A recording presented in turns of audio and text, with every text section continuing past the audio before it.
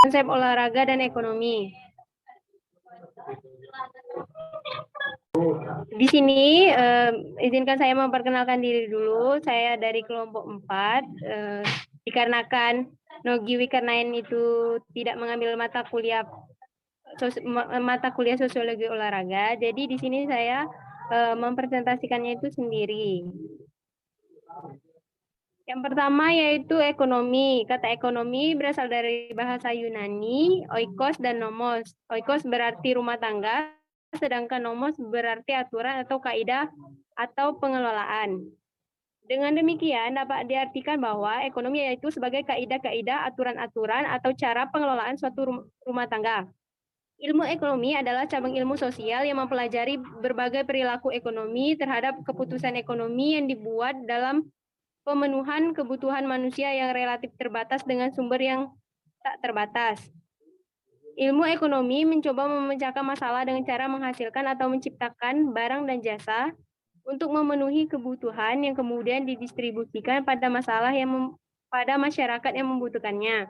Sehingga secara perlahan ilmu ekonomi yang dikembangkan semakin berkembang dan canggih. Namun, tidak berarti bahwa persoalan penyediaan barang dan jasa dapat diatasi dengan mudah dan cepat. Pada kenyataan sehari-hari, kita masih melihat adanya masalah yang dihadapi terkait persoalan ekonomi.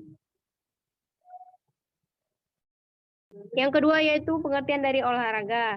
Menurut Erasono dalam bukunya Coaching and Training, olahraga hakikatnya adalah the big musculous activities. Artinya, olahraga yang dimaksud adalah melibatkan kegiatan otot-otot besar tubuh. Sedangkan menurut Juin Ball pada tahun 1923 yang menyampaikan bahwa secara etimologis, kata olahraga berasal dari bahasa Jawa kuno yang tersusun dari kata yaitu olah dan raga. Kata olah berarti perbuatan atau kegiatan, sedangkan raga berarti anyaman, rangka atau wadah. Menurut Ben DKK pada tahun 1983, olahraga atau sport adalah aktivitas jasmani yang dilembagakan dan peraturannya ditetapkan bukan oleh pelakunya atau secara eksternal dan sebelum melakukan aktivitas tersebut. Jadi dapat disimpulkan bahwa olahraga adalah kegiatan yang melibatkan otot-otot dalam tubuh dan mempunyai lembaganya sendiri. Hubungan olahraga dan ekonomi. Menurut Deputi 3 Bidang Kewirausahaan Pemuda dan Industri Olahraga, Kementerian Negara Pemuda dan Olahraga Sudrajat Rashid sejak tahun 2005, pihaknya telah mulai menata langkah-langkah konkret untuk mengembangkan industri olahraga. Beberapa kategori yang menjadi fokus industri olahraga antara lain yang pertama yaitu pengembangan produk kreatif pakaian olahraga dan berbagai peralatan olahraga pendidikan, olahraga rekreasi, dan olahraga prestasi yang berstandar nasional dan internasional. Yang kedua yaitu mengembangkan berbagai event kejuaraan olahraga pada kategori Olympic Games, berbagai kejuaraan atau kompetisi, dan festival olahraga rekreasi, termasuk olahraga masyarakat dan olahraga tradisional. Olahraga ekstrim, termasuk adventure sport yang diintegrasikan dengan gelar kesenian kebudayaan, kesenian kontemporer, potensi sumber daya alam, dan promosi pariwisata. Yang ketiga yaitu pengembangan konsultasi olahraga. Penambahan klub-klub olahraga, penumbuhan media informasi dan komunikasi olahraga, memacu kegiatan promosi dan pemasaran industri olahraga di dalam dan di luar negeri. Dan yang keempat yaitu meningkatkan kapasitas kemampuan pelaku industri olahraga. Dari perspektif ekonomi, hal ini dimaksudkan untuk mempercepat penanggulangan pengangguran, membuka peluang, kesempatan kerja, dan usaha bagi wirausaha muda di pedesaan. Nilai ekonomi dalam olahraga adalah seberapa banyak olahraga tersebut disukai banyak orang dan memiliki nilai hiburan tinggi sehingga bisa menghasilkan uang. Jadi kesimpulannya, dalam masa sekarang ini, dengan kecanggihan zaman yang semakin cepat dan membuat setiap bidang kehidupan juga seakan berjalan cepat dan tak terbatas, dunia olahraga perkembangannya pun dari tahun ke tahun mengalami perubahan, dari alat olahraga yang sudah banyak modifikasi sehingga menarik untuk dipergunakan dan banyak hal lain. Keterkaitan antara olahraga dan ekonomi memiliki Artian penting jika dalam pelaksanaannya dilakukan dengan mempertimbangkan kepentingan dari kedua aspek, yaitu ekonomi dan olahraga. Dengan adanya pelaku olahraga dan peningkatan kualitasnya, sebenarnya dapat dijadikan sebagai peluang pekerjaan sehingga mengurangi jumlah pengangguran yang ada di Indonesia. Mungkin itulah sedikit mengenai materi tentang konsep olahraga dan ekonomi. Bagi teman-teman yang ingin bertanya atau ada sesuatu hal yang belum jelas, bisa ditanyakan. Kita di sini membuka forum diskusi. Jadi untuk teman-teman yang ingin bertanya, boleh.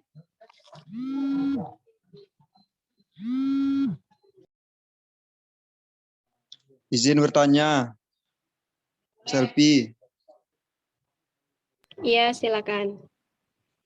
Ya baiklah, Assalamualaikum warahmatullahi wabarakatuh. Oke, saya akan bertanya kepada Saudari Selfie. Pertanyaannya ialah, bagaimana sih dampak ekonomi khususnya setelah masa pandemi ini terhadap event olahraga-olahraga yang ada di Indonesia?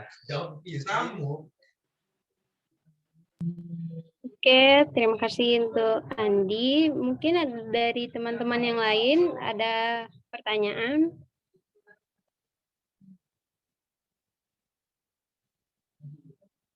Jika belum ada, mungkin saya akan menjawab pertanyaan dari Andi, yaitu bagaimana dampak ekonomi terhadap penyelenggaraan event yang ada di Indonesia pada saat pandemi. Dampak ekonominya itu sudah pasti ada, di mana pada saat kita menyelenggarakan event, baik itu di Indonesia maupun di luar, pasti berbagai aspek itu juga menjadi terkena dampak ekonominya. Contoh, ketika ada event, para penjual pasti di sekitaran tempat pelaksanaan event itu juga melakukan aktivitas jual belinya, kan, yang dimana para konsumennya itu bukan hanya dari Indonesia apabila itu dilakukan event internasional, kan, jadi konsumennya itu bukan hanya dari ruang lingkup kita itu sendiri, melainkan dari juga ruang lingkup luar.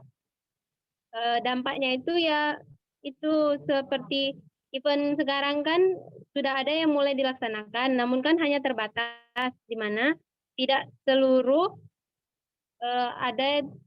tidak seluruh peserta lomba atau event itu datang pada saat bersamaan gitu, untuk mengurangi untuk mematuhi anjuran dari pemerintah yang masih menganjurkan untuk berjaga jarak itu, untuk meminimalisir pesertanya juga agar penyebaran dari virus COVID-19 itu tidak begitu cepat dan tidak menular lagi.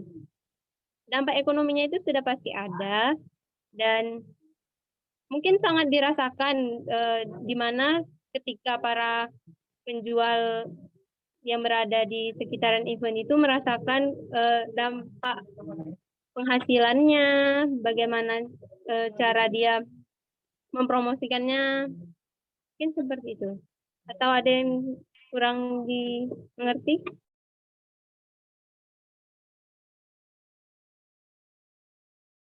Nah, mungkin teman-teman di sini juga ada misalnya ingin menambahkan juga tidak masalah ya, karena kan di sini kita forum diskusi.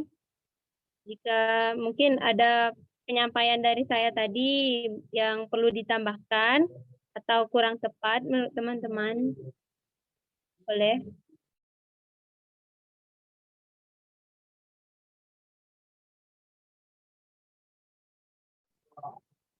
Dan untuk pertanyaan lagi, apakah sudah jelas mengenai materi yang disampaikan atau gimana? Ya, terima kasih kepada Saudari Selfie. Saya rasa sudah bisa kami pahami maksud dari jawaban Anda tadi. Terima kasih. Baiklah, sama-sama ya. Dan untuk teman-teman yang lain, mohon apakah penyampaiannya kurang jelas sehingga saya lihat kurang aktif ya dalam diskusi kita pada hari ini, atau terdapat materi yang belum dipahami boleh ditanyakan, maksudnya jangan diam. Kan saya tidak tahu itu kalian itu diamnya mengerti atau tidak.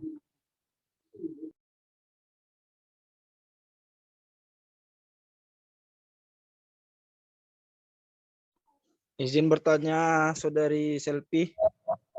Ya, silakan Saudara Ade. Di sini saya ingin bertanya, berikan contoh olahraga yang dapat mengatasi pengangguran di dalam ekonomi. Terima kasih.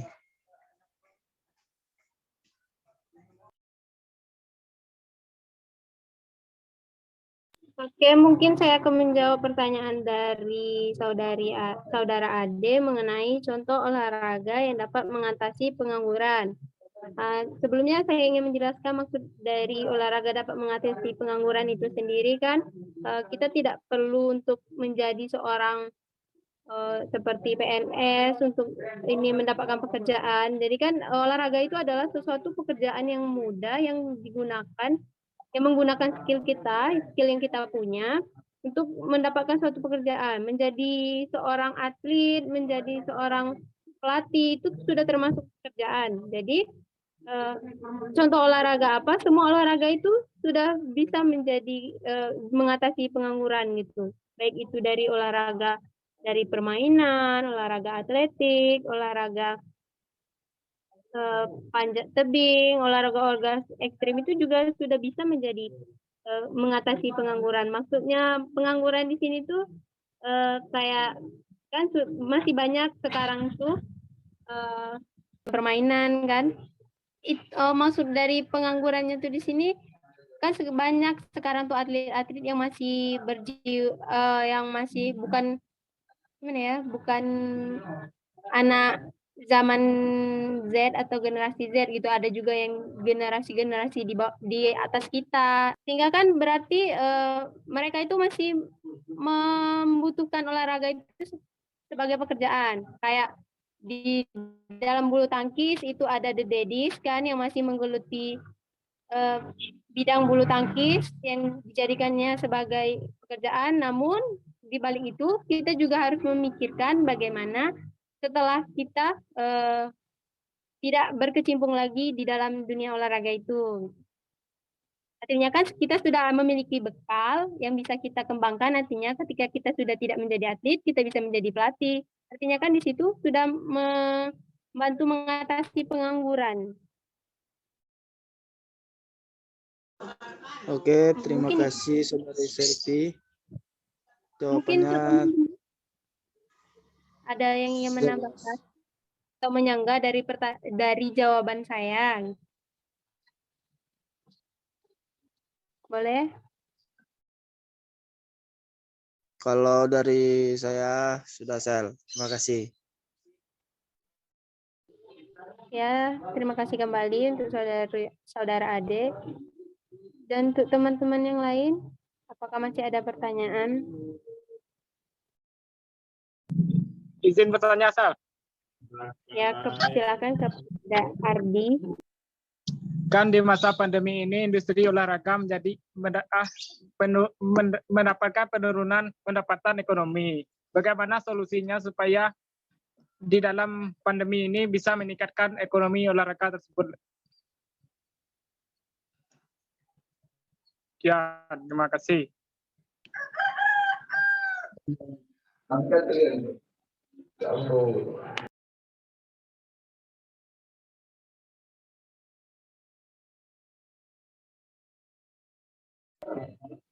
Oke, mungkin saya langsung saja akan menjawab pertanyaan dari Adi mengenai pada masa sekarang pendapatan ekonomi di dunia olahraga itu sangat mengalami penurunan. Bagaimana solusinya? Salah satu solusinya yaitu tadi kan di yang saya jabarkan tadi itu ada penguatan tentang ke peningkatan pelaku olahraga, peningkatan kualitas pelaku olahraga, peningkatan mengenai alat dan sarana olahraga, itu juga termasuk agar ya, ini juga termasuk salah satu cara untuk mengatasi penurunan pendapatan ekonomi dengan menghasilkan nilai jual, baik itu barang maupun jasa dalam bidang olahraga. Mungkin bagaimana Saudara Ardi? Ya, sudah bisa dimengerti. Terima kasih. Untuk teman-teman yang lain boleh menambahkan mengenai jawaban Ardi, yaitu pertanyaannya bagaimana solusi mengenai penurunan pendapatan ekonomi pada dunia olahraga sekarang di masa pandemi. Mungkin teman-teman ada yang berkecimpung mungkin dalam dunia olahraga, mungkin di sini kan ada juga atlet-atlet olahraga, apa yang dirasakan, boleh.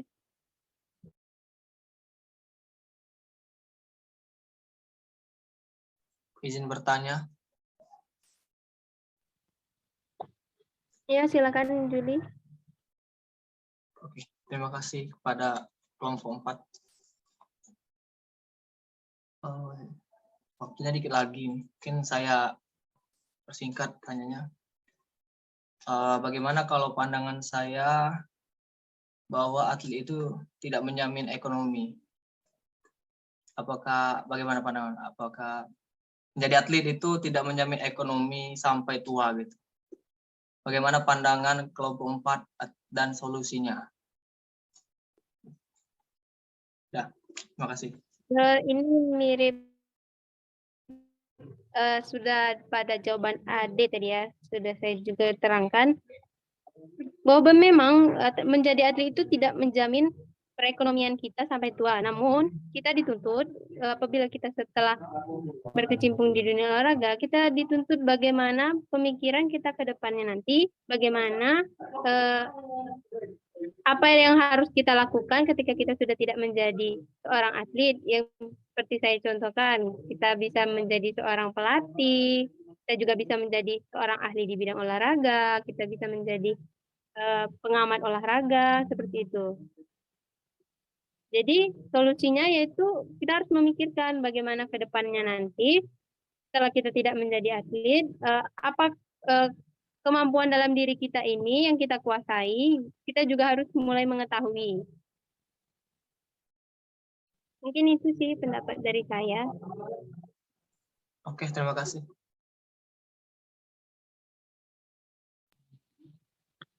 Mungkin cuman sekian ya presentasi untuk hari ini. Sudah ada 4 pertanyaan dari 4 orang yang berbeda. Akhir kata, mungkin saya akhiri. Wassalamualaikum warahmatullahi wabarakatuh. Waalaikumsalam.